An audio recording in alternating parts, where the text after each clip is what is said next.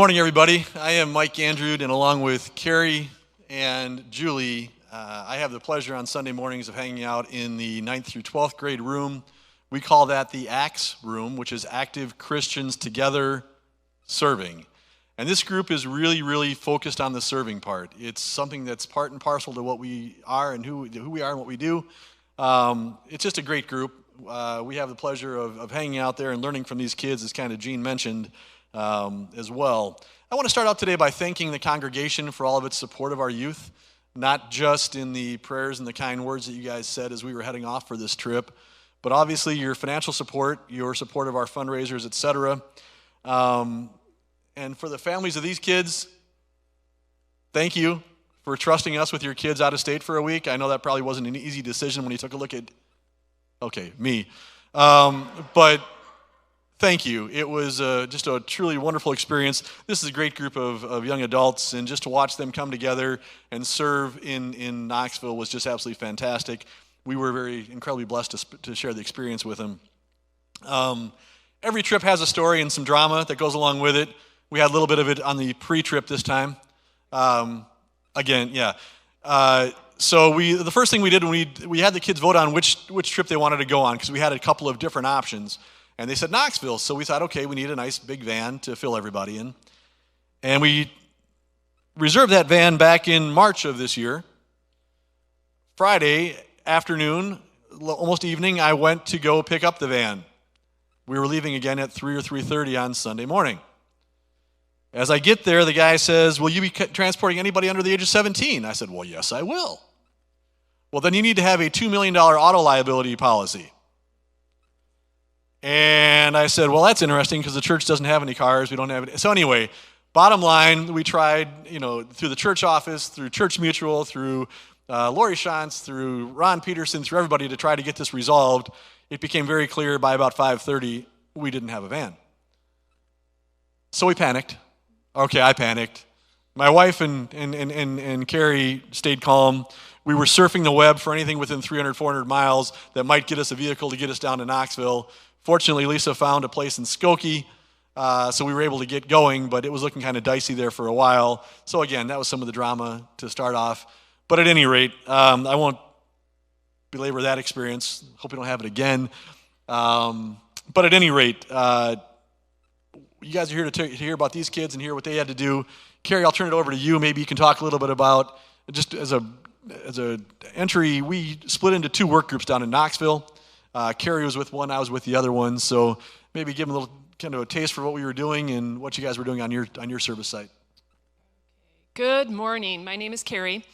So I'll quickly go through what our daily schedule was. So we did not have to prepare meals. This is our first mission trip with a group called Next Steps. So things were run a little bit differently. So we did not have to prepare breakfast or dinner. That was prepared for us. So that was kind of nice for those that had been on prior mission trips. So breakfast, 7 a.m. That meant, be ready to have your crew called and go through the line. While others were eating, there was one other church there that had about 30 participants as well. So if you weren't eating, you were making the infamous brown bag lunches, which consisted of either peanut butter and jelly or ham, turkey, cheese, maybe some chips, granola, fruit, and then the lucky ones in my crew actually got snacks that I provided. So then you were assigned a cleanup. So you had to clean up either the kitchen or the eating area. So in the morning, it was just 2 crews out of 5 that had any kind of cleanup duty. And then what I really liked was at 7:45, they gave each of us one of these. It's breakfast devos, they call it. So for a half an hour, you could go sit in silence by yourself, whether it was in the chapel, in your room, outside, wherever you wanted to sit. And there were daily devotions to read through to sort of prepare you for the day, get your mind set on the tasks that were ahead of us. And then we had the infamous stretching, which some of our crew led, did some morning stretches in a big circle outside, and then said a prayer, and off we went. So we were usually to our work site by 9, and then worked till about noon, 12:30, and then not only did we do eat lunch and kind of take a break, but then we had our devotions at that time. And for my group, our Magi was Lily. So then she'd read for us, we'd discuss it, then we'd go back to work till like 3 or 3:30, head back to the site and shower in a trailer in the back of the church in the parking lot. So that was interesting. 110 degrees, no air. So then, 5 o'clock, we would have a leaders meeting, briefly go over what happened that day on our work sites, highs and lows, that type of thing. 6 o'clock was dinner. Once again, they prepared it. And then the 5 crews all had cleaning assignments. So whether, again, it was kitchen, bathrooms, the trailer shower, it rotated every day, so you weren't doing the same thing every day. 7 to 8:30, we had group worship in the church, so it was us and the other church that was there. We'd sing songs, they'd have video playing about the mission, people's stories, that type of thing. And then 2 reps would have to get up and talk about the day, answer some quirky questions, yay gods, that type of thing. And then my favorite part was 8:30, we had small group time. So we were all together and, we talk about the day, we'd pick out some things that rung true for us during the day, that type of thing. And then it was lights out, 10:30, supposedly. 10:30, lights out. So, yeah, so that was our day, 4 days in a row. So there wasn't a lot of free time for these kids. So, and they were exhausted. All right, so my group, oh boy. So Eli came up with this name, Ants on a Log. We won't go into what, but so my group it was Luca. Let's see who's here. We have a couple of people missing for various reasons. So my group was Luca, Lily, and Lacey. We worked at a facility called Fish Pantry. So it was started about 40 years ago by a gentleman who was volunteering at another pantry and was upset by the fact that they were turning people away for various reasons. They didn't have form of ID. They were there too many times that week. They were taking too much food, whatever, and he felt that was wrong. So he started the first Fish Pantry, and there's now 4 in the Knoxville area. Just to give you some idea, they provide groceries to over 7,000 families every month. That's 21,000 people. 600 children a month. So children that come through get a special bag that have nutritional value specifically for children, which oh my gosh. They take everyone. No ID is required.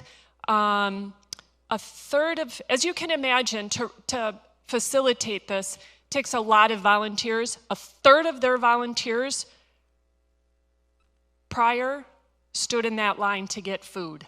So it's come full circle for them, right? So just a fabulous, fabulous experience. All right, I'm going to start with my group. So Luca, where are you? Oh, you're way down here. Holy cow. Farthest away. Here you go.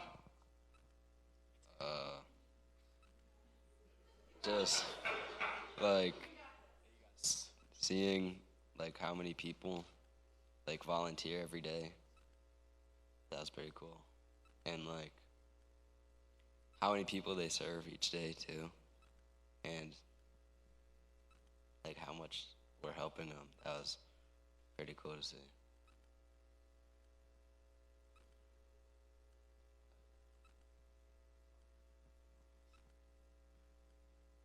So in the Fish Pantry group, on Monday we were grinding coffee that was donated from Starbucks because it was in the whole bean and a lot of people don't have a coffee grinder. But on Tuesday, Wednesday, and Thursday, we were at the pantries themselves serving food to people in lines. And on Wednesday, me and Emma, who was not able to make it today, were giving out waters at the front of the line, which was a cool experience because we were the first people that the food pantry attendees got to see. And we were outside in a shaded area, which was fortunate given that it was almost 100 degrees. But a lot of people needed water, so we had a job to do. But near the end of the food pantry day, which was about 3 hours from 10 until 1, a group of men who I think were experiencing homelessness sat in the shaded area where the line had been and ate some of their food.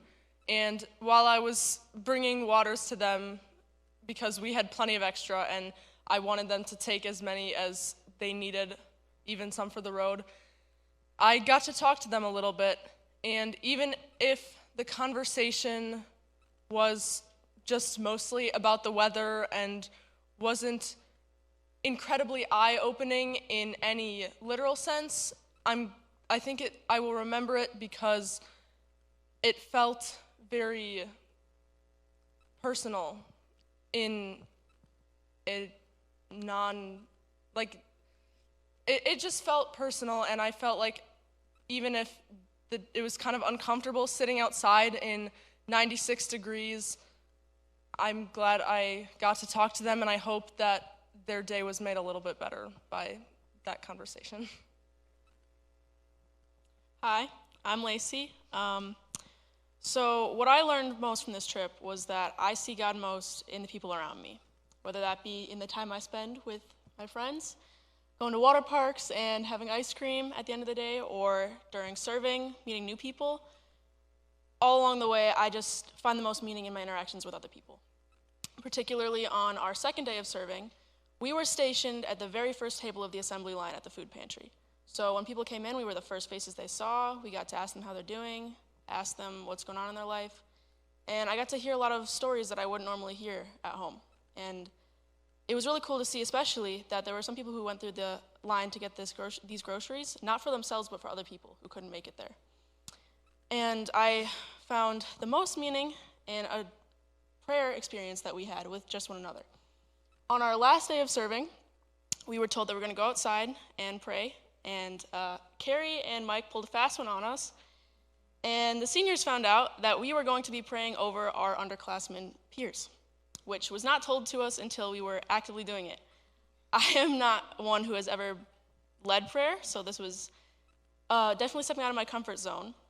But what I found out was that once I had each of my peers sitting down in front of me, it was in the moment. I didn't have to think. I knew that I loved them, and I knew that God loved them, and I could speak from the heart right in the moment. It was really impactful to me. So I have a verse I'd like to share. Psalm 133, verse 1. How good and pleasant it is when God's people live together in unity. So I think it's important to remember that we can find love in God and everybody. Okay, so a couple from my team weren't able to make it. Emma, she wanted me to share that she really enjoyed the opportunity for people to share their experiences both within the group but also with the people that we were serving. She got great benefit out of that. And Eli wanted me to share. So once again, they don't turn anyone away. What was impactful for him was the fact of how many people were in line for others. So maybe a neighbor has some mobility issues or is sick or what have you. He was impacted by the number of people that were going through this line in this heat, standing waiting for others. And also the positive demeanor and how appreciative they were and the meaningful conversations he was able to have as people were going through the line. So for me, while there was one conversation that really stood out to me with a gentleman that had been in the military, and when I thanked him for his service, his comment was, "Oh, I didn't do anything." And then you get deeper into his story, and he had to eject out of his plane and spent 6 hours floating in water waiting to be rescued. You'd think, well, that is kind of something. But for me, while all those conversations were extremely meaningful, what impacted me the most were these kids. So just and I'm going to point out the 4 seniors, their leadership, what they did when we asked them to pray over, was incredible. But also, and Eli, he was our prayer warrior, while Lily was our Devo warrior. The seniors that took the leadership role, it was just incredible. And also, as I mentioned, most impactful for me was when we all got together in the evenings to talk. The openness, the vulnerability, the things these kids shared, it was incredible. And so I'm extremely very proud of everyone. Thank you. All right, so my group, the one that didn't get the snacks, because some of us didn't get that notice ahead of time. Sorry, folks. Didn't know. We served at an organization called CARM, which is the Knoxville Area Rescue Mission. And this is an organization that traces its roots back to 1960. Their mission is, and they say, restoring lives in Jesus' name. So they've built their whole business model or their service model around the biblical way that Jesus would come alongside people. And their equation that they've reduced it to is rescue plus relationships equals restoration. So they continue to evolve their business model, and it's a fantastic organization. If you have a chance, go to karm.org, Karm.org, take a look at it. It's just very, very impactful, but they continue to evolve over time.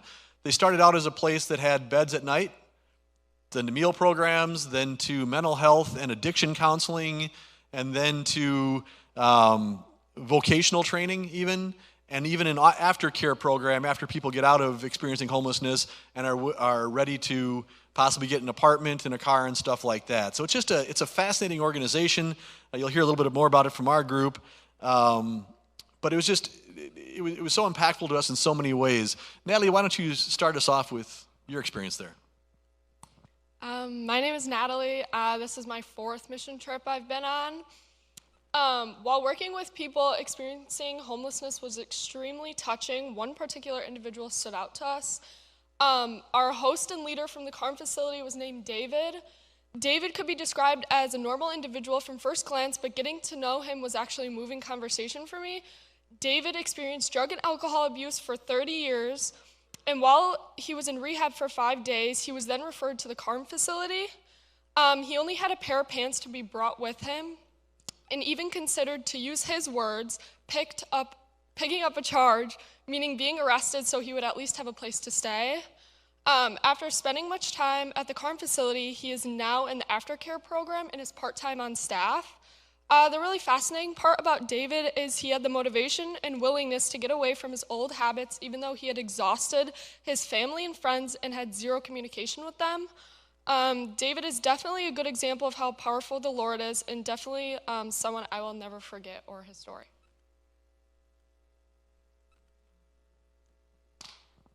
First off, I was super thankful to go on another mission trip with these people and not do yard work for one mission trip. After 3 mission trips of pulling weeds, but it was a miracle. But I really enjoyed getting to interact with people and hear their stories. And one of the things we got to do at the CARM facility was this thing called e-beds. So it's every bed every day. And they placed little prayer cards on every single bed at the facility with encouraging messages or scripture on it. Like, we made some one of the days that we were there, and it was simple messages like Jesus loves you, or we would put scripture on there. So one of the scripture verses I put on some of the cards was Jeremiah 29:11. For I know the plans I have for you, plans to prosper and not harm you, plans to give you hope and a future. And just seeing the reactions of some of the people when they got these cards, Some of us were lucky enough to go into the women's wing and give them these cards, and some of the women were staying there during the day because they have the resources there to do that, and let the women stay there all day and get some shelter from the heat. And just the immense gratitude of the people there getting these cards, seeing them smile when we walked in, knowing that we were about to give them their eBed cards. And there were several women who actually had a collection of all the cards they had at their time there, laying under their pillows or next to them, just as a reminder for them that they could go through and read the encouragement that they had for them. And a lot of them, when they were thanking us too, one of the things I noticed is it was always, thank you for being here. And they just wanted to talk with people and have human interactions. It wasn't what we were doing there, it was the fact that we were there, which was very cool to see. And just to see them, and it was really a perspective change, I think, for a lot of us, of watching them. And if you saw them anywhere else, you would just think they're normal people, but knowing that they were experiencing homelessness at the time, it really gave you a change of perspective of you really don't know what a person is going through until you start talking to them.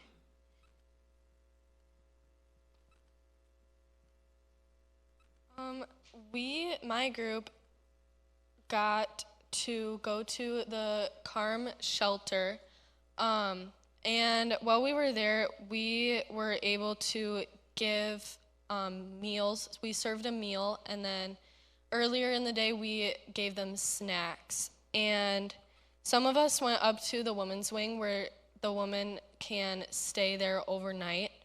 And while we were there, I was able to have a long conversation with two women who had very different experiences. One, she had lost her home in a fire and had moved to Knoxville because everybody said that it was a great place to retire, just Tennessee in general, but she unfortunately didn't have enough money to find a home there. So she came to CARM. And then the other lady I was talking to, she had been experiencing homelessness for a couple of years after her landlord had raised the rent on her home almost double. So while I was talking to them, I just kind of got to experience their strength and their faithfulness in God. Even though I feel like a lot of us, if we were going through something like that, we would think maybe God's not on our side. But a lot of them, after talking to them, I found that they were very faithful and they had a very strong relationship with God despite what they were going through. And I just, it kind of opened my eyes to realize people experiencing homelessness aren't just people who don't have homes. They have names and they have stories. And yeah. Thanks, Sophie. Zach, I want to talk a little about what we were doing on the assembly side. Yeah, because on Wednesday we were doing a lot of work with building some lockers, they were already full in the women's ward where they had room to store and keep their objects safe. Whatever they had, any personal belongings that they had, any valuables that they had, they got to keep them all safe. So on Wednesday, after we finished our other work, we went inside, we started making these lockers for the men's ward, where you can start getting them their lockers so they can keep the objects they have safe. Because at CARM, they also give stuff like clothes, as well as food and other stuff. So it's like they have their own personal stuff for once in their life. They have a way to keep them safe as well. Another thing I want to say that they also do is they have a hot room where they have, it says, is a really hot room where it just put all the stuff they had from before they had to reach out to CARM. They had the hot room to kill all the bacteria and stuff that's in the clothing, any other objects they have. So it's not going to be dangerous for anyone else or for themselves anymore. And part of that is also kind of that don't think that if you see some of the pictures here, you see some of us working in some retail spots. CARM funds a lot, like 50 or 60% of its budget by thrift. So it's like a Goodwill store. So we spent a couple days doing that as well. But to Zach's point, and I think, and we talked about David, Natalie, just the fact that he got there, had a pair of pants, that was it. They have the clothing and that type of stuff so they can get them all, what they need. And then these are underbed locker storage things so that they can actually finally have stuff secure and have it in a place and feel like it's going to be there when they get back. Alex, you want to talk a little bit about the food and the vocational training? Yeah. While we worked at CARM, we served food to people experiencing homelessness. We helped prepare and serve meals in their facility, making sure everyone felt welcome and cared for. CARM also offers a culinary arts course where homeless individuals can learn cooking skills to help them find jobs in the future. It was amazing to see people not only getting fed, but also give them tools to change their lives. So we got to serve it, but then also just to interact with the folks who are probably for the first time in a very long time having some sort of a vocational attitude and aptitude. And it was neat to see the pride that they had and how many that were experiencing homelessness came in to try to volunteer for that as well. But they looked at Alex and they said, no, because he's too productive. We can't take any more volunteers. Alex is going to run it for us. So that was really cool. So my story is a little bit kind of not site-specific. Carrie kind of talked about the devotions that we did. And we had the morning devotion by ourselves. We had the evening devotion, which had some neat videos and some neat sharing from the Next Step staff that was there. But for me, the devotions I really enjoyed were our lunchtime devotions. Our Devo Magi was Natalie, who led us deep into the worship booklets that they provided for us. But as Carrie mentioned, we had the theme for the week was Strive. And it was specifically strive to be awake to God's presence all around us. Strive to be an image bearer, reflecting the true image of God in all that we do and all that we are. Strive to surrender, to trust Him, and allow yourself to actually, and they did use this word, we had to look it up to see what it meant, but to actually allow yourself to be wooed by Jesus, and strive to commit. Commit to fostering, nurturing, and being in a real and meaningful relationship with Jesus. So Natalie, after we would have our sit down for our lunch break, and we dive into our wonderful Wonder Bread and bologna sandwiches, and our bags of chips, she'd focus us all back in. She'd get out the booklet, and she'd start drilling us with all kinds of questions and leading us into a deeper worship time, not taking surface answers, making us go deeper. Man, she was a pain. But at any rate, we had some really cool discussion as a result. Some of the questions that she asked our group were questions like, and I'd like you guys to think about these, not just now, but in the week ahead as you're driving or whatever, just think about these questions and how you might answer some of these. What are some of the distractions that you have found in your life that compete for your attention and keep you from being awake to God's presence? Have you ever had the opportunity to experience God's beauty through what He has created? Have you found it difficult to see God active in your life? And if so, what makes it hard for you to see or sense Him? Why did God create us in His image? Again, she would not allow our surface answers, so we had to keep diving deeper and re-asking and re-answering. Has there ever been a time when you felt wooed by Jesus? And if a person tells their boyfriend or girlfriend, this was kind of a fun one for us, if a person tells their boyfriend or girlfriend that they love him, that they love them, but then goes off and treats them like trash, lying to them, speaking horribly about them, cheating on them, ignoring them, would you actually believe they're in love and committed to each other? Why or why not? And another deep one that she didn't let us off easy on was, what does it mean to believe in something as compared to being committed to something? So again, we had a great opportunity to dive deeper. At the end of every lunchtime devotion, before we could go back out and go to work, Natalie would select somebody to pray us out. And we found out that we have a budding prayer warrior in our group. Not only does he pray us out before we go out on our tasks, but he does a nice job at our lunch stuff, so much so that he was highlighted at one of our call-outs at the evening. So, should we have? No. Okay. At any rate, a lot of times when we got together as our larger group, we would kind of reflect on what each group had talked about during the day in some of these questions. So in closing this up for me, I guess I wanted to wrap by sharing something that we heard in Knoxville on one of those evening videos that really kind of resonated with me. I think you know that my daughter over there and my sons were all in cross country and track. They were all runners. And it's probably going to shock you by looking at this temple of a body that I'm not a runner. And that might be why this video kind of, and what he challenged us with in the video kind of stuck with me, I should say. One of the speakers made a comment: watching a race does not make you a runner. That's interesting. But then he continued to use that analogy to our faith life. And I thought that was something we could think about. We're all here today. We're watching this either online or we're here in person. Is that enough for us to say that we're Christians? Or that we have a relationship with Jesus?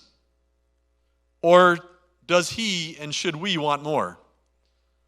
I'm very aware of our Lutheran theology that says that justification by faith and being saved by grace alone is great.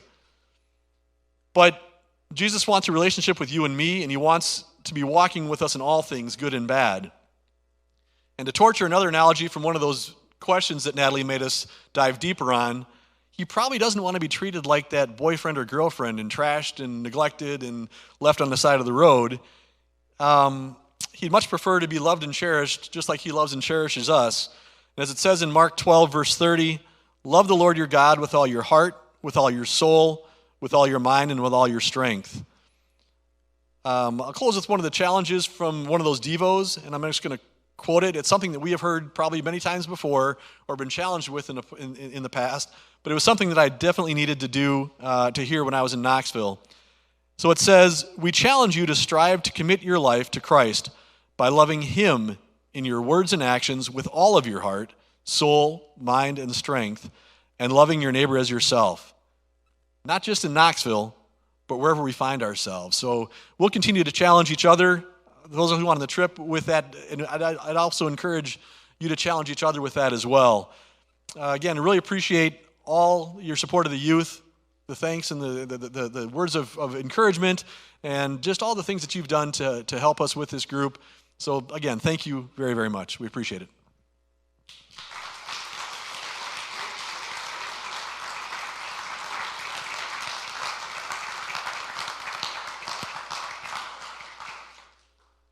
Does my mic work? All right, I don't need that one. Just checking. Thank you to all of you for your sharing that you've done at both of our services today. But I wanted to take this opportunity to also say a special thank you to Mike and Carrie. These are a small token of our appreciation. You have really stepped up in the absence of a formal youth director here and done so much with this group of youth, and we really appreciate it. And like I said, this is just a token to start to express our appreciation for everything that you've done the last couple of years, because it really does show through all of these young people. So thank you very much. Let's give them our thanks as well. Okay, now thank you.